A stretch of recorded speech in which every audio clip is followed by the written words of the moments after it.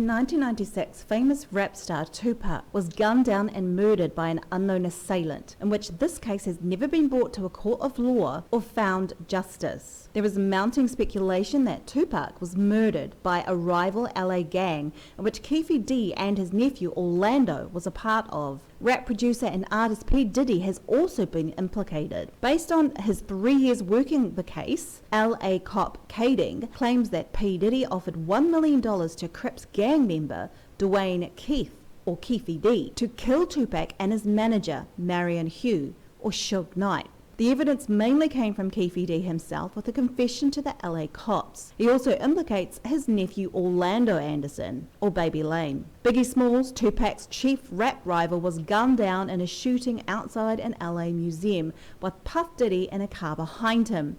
This was seen as a revenge killing for Tupac's death. I read all the main players' body language in regard to these cases. What does P. Diddy's body language reveal a month after Biggie's death and 25 years after Tupac's death? What does Orlando reveal in his statements? What was Biggie thinking after hearing about Tupac's death? Was Tupac suspicious of P. Diddy after he was shot for the first time? These videos will explore the body language, some statement analysis, and overall assessment of these cases. So stay tuned, people.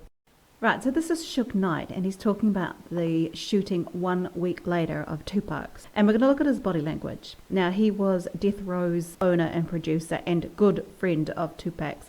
So let's have a look at his body language and see what he has to say about the incident. How are you feeling, and how are you doing physically? I feel like this. I feel that the last word is always God. But Pac saved my life. The reason why I say Pac saved my life. So far, pretty congruent. Like, his head is going down, which indicates that, you know, it's congruent. I got shot in the head. I got queried some other places. And raised eyebrows means, listen to me, I've got something to say. But I still got the bullet in my head. Again, we've got bullet in the head, that's congruent. But for his trying to get him to the hospital didn't make me realize that I was shot. Because usually when you get shot in the head, the first thing the person do is panic. You know, bam, I'm shot in the head. So he's got really good eye contact, and that tells me that he really wants you to understand what he's saying. He's not hiding anything at the moment. I'm about to die, you know. And once you do that, you can't drive nowhere.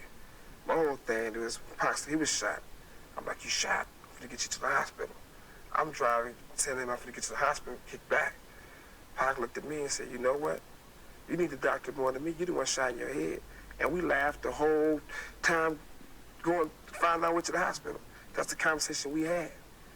Pac was a man the whole time. It wasn't that he was like, oh, I'm shot. He cracking jokes. He like, yeah, they shot me. He said, but you shot in your head. Look at your head. Your head bleed. Look how much it's bleeding. That was Pac. And I'm like, man, shut off and get you to the doctor. So pretty congruent so far. So he was conscious on the way to the hospital? He was conscious on the way to the hospital. He was conscious in the ambulance. He was conscious after they did the surgery. So pretty congruent, even though it's slightly, he's not 100% sure that he was 100% conscious. What was the last thing that he said to you? He left.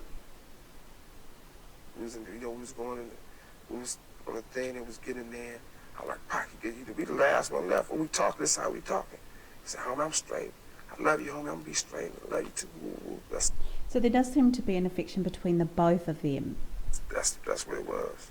Even though there was one little shoulder raise, that does indicate not sure, or it could be deception, but overall that's just one little thing, and if I see a cluster then I know it's deception for sure, but I believe at the moment it's pretty congruent. There was a report earlier this week in the New York Post that...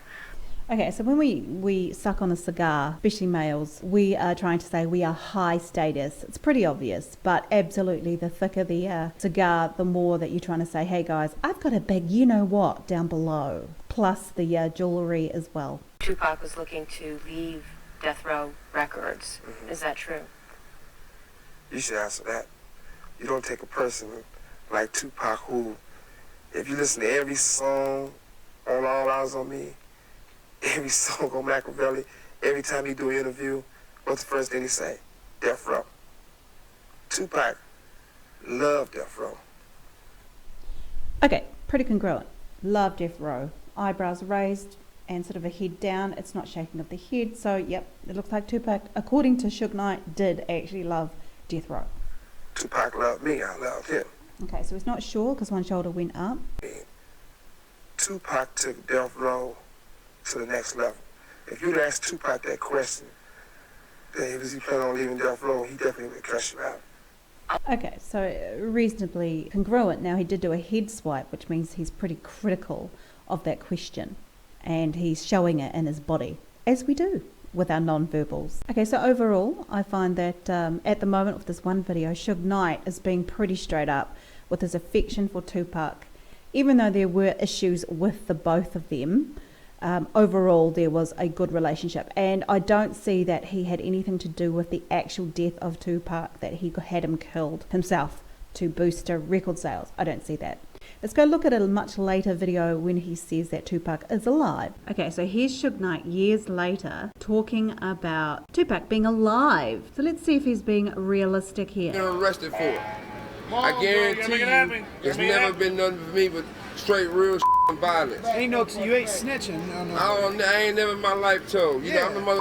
When people ask me if I know who killed Tupac, and not saying Tupac dead or alive, I'm saying if I ask me if I know who killed Tupac, I'm the said, hey, absolutely not. Okay, his head nodded, yet he said absolutely not. So I think we can all agree that in a way he does know who killed Tupac, because your body tells far more than what your words do. Yeah. You know what I mean? No. I don't get down like that. One thing people gotta realize, it's mother born and raised out here. Yeah. You both respect the mother who live out here. Yeah. Because right now we got a lot of out-of-towners living out here, and they ain't saying nothing about it. Yeah, exactly. You'll have a 90 mother walk down the street and said Sug Knight killed Tupac.